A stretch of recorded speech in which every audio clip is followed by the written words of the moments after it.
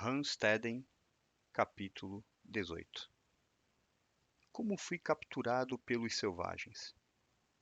Eu tinha um selvagem da tribo dos Carijós. Ele era meu guarda-costas. Ele me trazia caça e normalmente eu ia para a floresta com ele. Certo dia, veio me ver na fortificação onde eu morava um espanhol da ilha de São Vicente que ficava a 5 quilômetros. Com ele veio um alemão de nome Heliodorus Rhesus, filho do falecido Eubanus Rhesus. Heliodorus trabalhava num engenho de São Vicente. Assim são chamadas as casas onde se produz açúcar. Este pertencia a um genovês de nome Giuseppe Adorno. Ele era escrivão e tesoureiro dos comerciantes do engenho. Eu já tinha travado conhecimento com Heliodorus anteriormente, quando naufraguei com os espanhóis e o encontrei na ilha de São Vicente. Ajudou-me amigavelmente. Veio ao meu encontro para ver como eu estava, pois tinha ouvido falar que eu adoecera. Eu havia enviado meu escravo alguns dias antes para a floresta, onde ele devia caçar, e eu mesmo pretendia ir no dia seguinte buscar caça, de forma que tivéssemos algo de comer, pois naquela terra só há o que se busca na natureza. Quando eu estava andando na floresta, eclodiram grandes gritos dos dois lados da trilha, como é comum entre os selvagens. Os homens vieram na minha direção e eu reconheci que se tratava de selvagens. Eles me cercaram, dirigiram arcos e flechas contra mim e atiraram. Então gritei: Que Deus ajude minha alma! Nem tinha terminado essas palavras, eles me bateram e empurraram para o chão.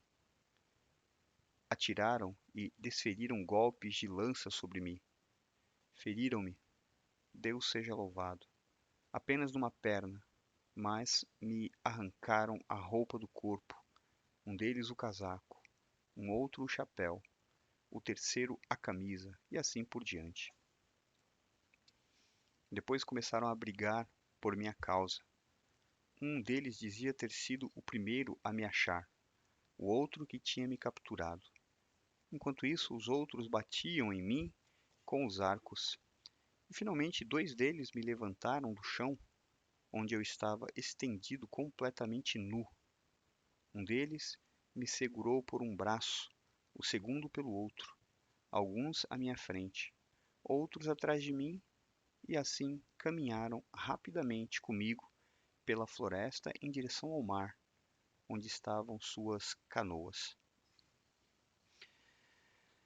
Quando me trouxeram para a praia, avistei a uma distância de 1 a 2 arremessos de pedra suas canoas, que tinham puxado para a terra e escondido debaixo de árvores. Perto dos barcos ainda havia uma grande quantidade de selvagens, e assim que viram como eu estava sendo levado, todos acorreram na minha direção. Estavam, como é comum entre eles, ornados de penas e mordiam-se nos braços para fazer-me entender, de forma ameaçadora, que iriam me comer. À minha frente, agitava-se um chefe com uma massa, como aquelas que usam para matar os prisioneiros. Ele falava e lhes contava que comigo eles tinham capturado um peró, assim chamavam os portugueses, e que me tinham feito escravo, e que agora comigo iriam vingar a morte de seus amigos. Ao lado dos barcos, alguns deles me deram socos. A seguir, apressaram-se em empurrar as canoas para a água, pois temiam que em Bertioga o alarme fosse dado, o que de fato aconteceu. Mas, antes de colocar as canoas na água, amarraram-me as mãos.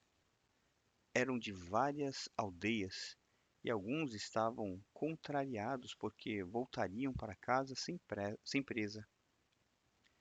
Por isso, discutiram com os que tinham a minha posse.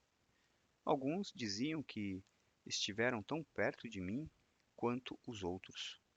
Por isso também queriam um pedaço de mim. Portanto, eu deveria ser morto na hora.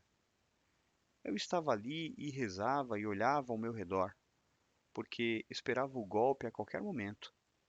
Finalmente, o chefe que queria me guardar tomou a palavra e disse que deviam me levar vivo para casa, para que seus amigos também me vissem vivo e tivessem prazer comigo.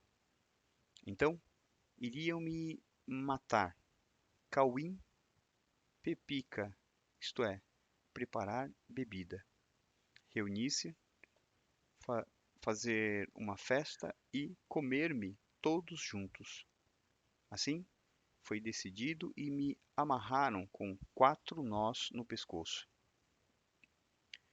Eu devia subir numa das canoas, enquanto os selvagens ainda estavam na margem. Então, amarraram as pontas da corda no barco e empurraram-no para a água para voltar para casa.